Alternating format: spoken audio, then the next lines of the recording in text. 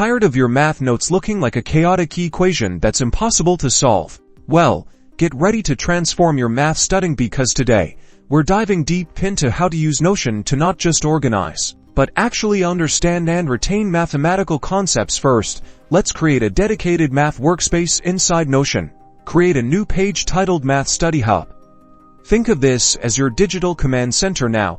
Within this hub, let's organize by subject. Create separate pages for algebra, calculus, geometry, or any other math course you're taking. Use Notion's page function and nest pages. Inside each subject page, divide your notes logically. Use headings for chapters, lessons, or specific topics for each topic.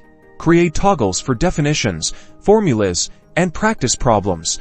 Notion's toggle lists are game changers. Under definitions, clearly define key terms. Under formulas, neatly write out relevant equations. Use Notion's equation editor by typing equation. Here's the magic: practice problems. Embed practice questions directly below the formula. Then, under another toggle titled solution, meticulously work through the solution step by step. This active recall method reinforces learning. Don't just passively read, actively create. Use Notion's various features to visualize concepts. Embed diagrams, graphs, or even links to helpful YouTube videos that explain complex theorems.